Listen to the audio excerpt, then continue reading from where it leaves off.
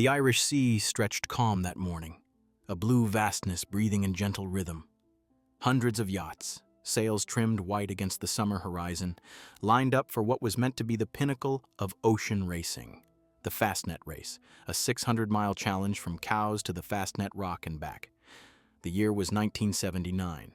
Britain was restless, the Cold War simmered, but on the water there was peace. Crews laughed, cameras clicked, and decks gleamed under the July sun. To the sailors, the sea was a test of skill, not survival. No one imagined that within days this same ocean would become a graveyard. It began as wind. It ended as history's deadliest yachting disaster. And when it was over, the Royal Navy would call it a rescue operation on a scale unseen in peacetime. The perfect race. The Fastnet was tradition, a baptism of wind and endurance. 303 yachts took part, crewed by both amateurs and professionals. Names like Grimalkin, Aquila, Tamarind, and Willing Griffin. Proud, adventurous, unstoppable. They sailed west from the Isle of Wight, through the English Channel, across the Celtic Sea toward that jagged Irish landmark. Fastnet Rock, the lonely lighthouse standing guard over roaring waters. Forecasts spoke of freshening winds, nothing alarming. Skippers expected challenge, not catastrophe. The barometers dipped slightly. The radios hummed routine weather bulletins. No one suspected that beyond the horizon, a storm was already forming, a deep depression in the Atlantic, gathering fury, shifting course, accelerating toward the fleet. The system builds. By August 13th, the storm had matured, a beast of wind and pressure born in the mid-Atlantic. It wasn't a tropical hurricane, but it didn't need to be. This one had teeth sharpened by cold fronts and energy drawn from clashing air masses. Meteorologists watched it deepen rapidly, pressure falling below 970 millibars. Its direction changed, towards southern Ireland, directly across the Fastnet course. But offshore, radios were primitive, forecasts delayed, and most yachts lacked real-time weather systems. To the crews, the first signs were subtle, the long swell growing steeper, the sky losing color, the wind shifting with an uneasy hum. To the storm, they were prey sailing straight into its heart. The night falls. By evening of August 13th, the sea began to change its mood. Subtle at first, almost teasing. The horizon darkened not with sunset, but with a wall of bruised clouds rolling low and fast. The wind shifted, sharp, irregular, filled with salt and warning. In the distance, the sky flashed white, and thunder answered from beyond the curve of the earth. What had been a yacht race an hour ago was already becoming a battle for control. Winds that had started as 20 knots rose to 30, then 40, and then to hurricane-force gusts over 70. The waves followed suit, first rolling, then breaking, then exploding into mountains of water 30, 40, even 50 feet high. Each crest fell like a collapsing cliff, hammering decks, tearing lines loose, sweeping men from cockpits. The rhythmic slap of sails gave way to the roar of torn canvas, the metallic scream of rigging under strain. Masts cracked like gunfire. Booms swung wild across decks. Radios crackled, failed, went silent. On every yacht, orders turned to shouting, shouting to chaos. Life jackets were pulled on with shaking hands. Below deck, water seeped through every seam. The air turned thick. Diesel, sweat, seawater, fear. Navigation lights vanished one by one into the spray. The sea had erased direction, sound, and logic. By midnight, the ocean was fully alive, black, breathing, predatory. Lightning tore open the night sky, revealing fragments of disaster. A yacht rolled on its beam end, another with its bow buried in surf, men clinging to masts that bent like reeds. Every flash of light exposed a new horror before the darkness swallowed it again. Voices tried to rise above the wind, orders, prayers, screams, but the storm devoured them whole. For every cry that reached another boat, a dozen more were lost to the gale. The competition was gone. The race was gone. This was endurance, raw and primitive, a fight not for victory, but for the next minute. Crews lashed themselves to rails, bailing frantically with buckets, clutching lines that burned through gloves. Boats that once danced through the sea now rolled like wounded creatures. Each wave was an assault, each gust a test of faith. Some hulls never surfaced again. In the blackness, yachts capsized and vanished without trace. Others drifted upside down, keels pointing like gravestones. Men clung to overturned hulls, their faces stung raw by rain and spray. The sea showed no pattern, no mercy. It struck where it wished and moved on. Inside the cabins, loose equipment slammed like shrapnel. Compasses spun uselessly. Batteries shorted out. Those trapped below felt time dissolve, seconds stretching into eternity between impacts. Above deck, even the most seasoned skippers began to understand. The line between control and chaos was gone. The air reeked of diesel, salt, and fear. The storm howled so loud it erased the world, a white roar that filled the sky, the sea, the soul.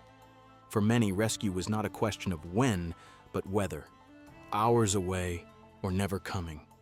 And for those still standing on deck watching lightning dance over black water, there was only one thought left. The sea had come to collect.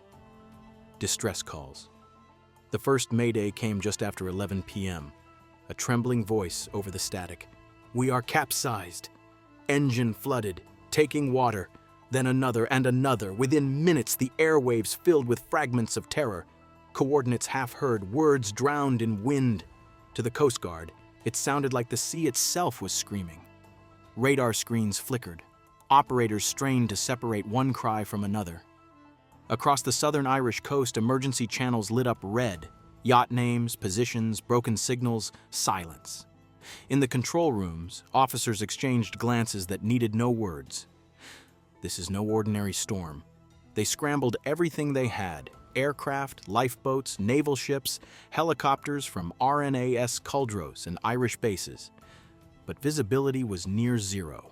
The wind roared like a living thing, ripping through antennas, battering rotor blades, smothering radio signals in a deafening wall of white noise.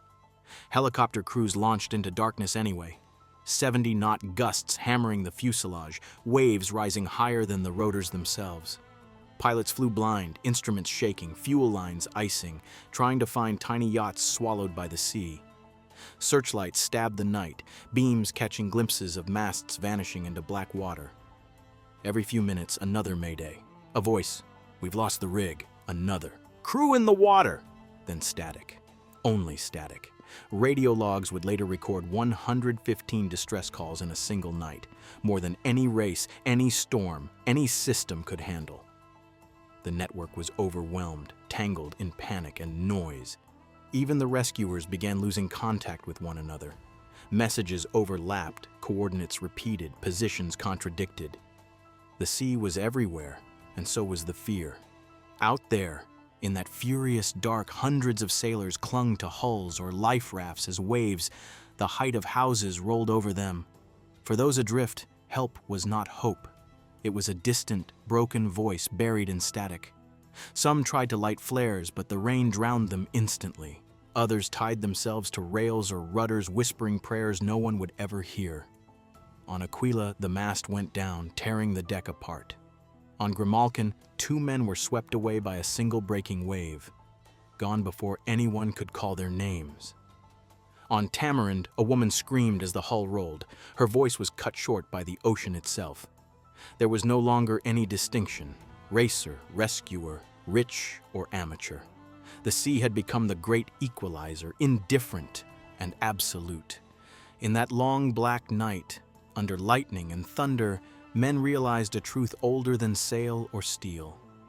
The ocean does not kill out of anger, it kills out of nature. And when it decides to take, it does so without pause, without mercy, without memory. The Rescue Armada. By dawn, August 14th, the Channel and Celtic Sea had become a theater of rescue. The Royal Navy deployed destroyers, frigates, helicopters. Irish naval service ships surged out of Cork.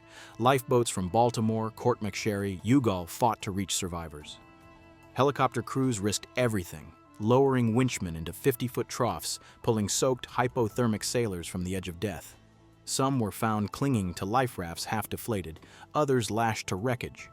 One pilot later said, Every wave looked like it would swallow the helicopter.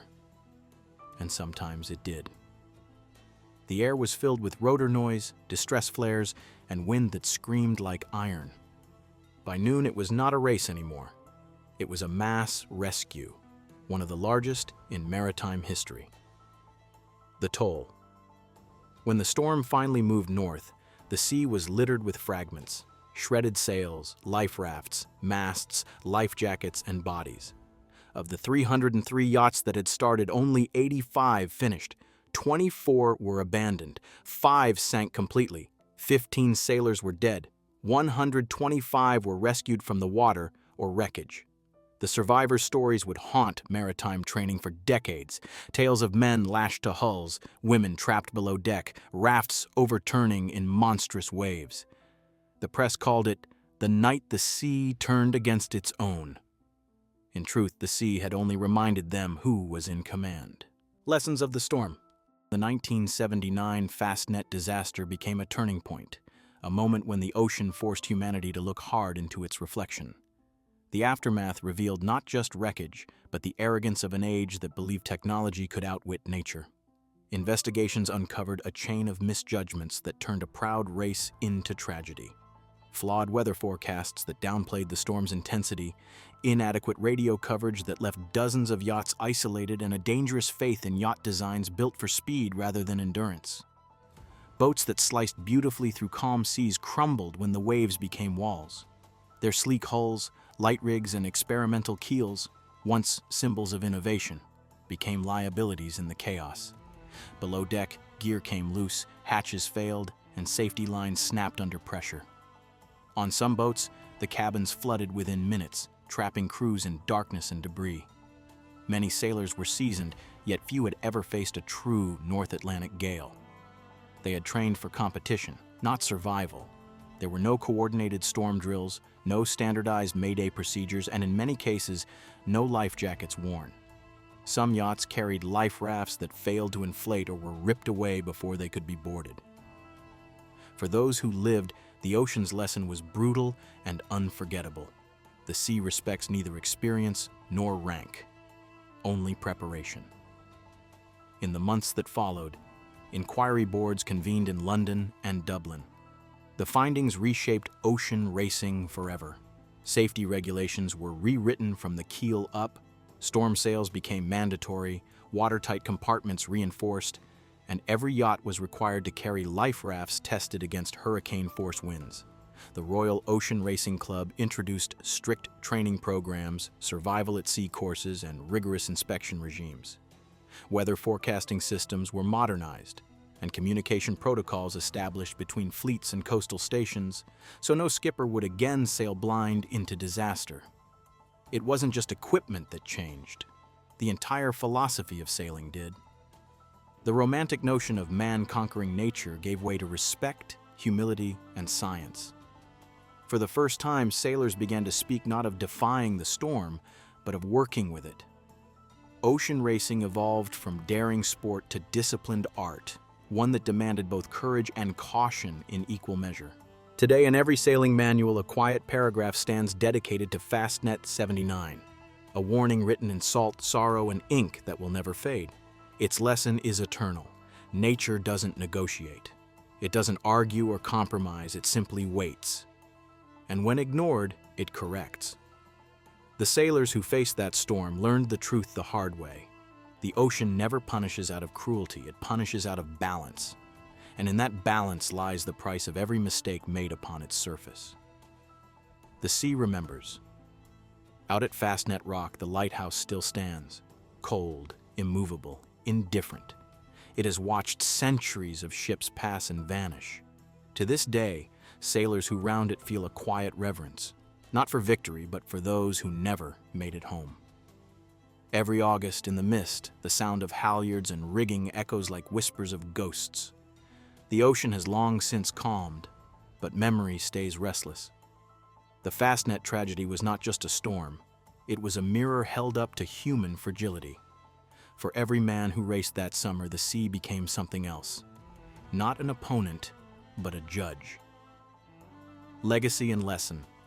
In the end, The 1979 Fastnet race disaster stands as both warning and tribute. Warning that no technology, no training, no daring can ever master the sea completely.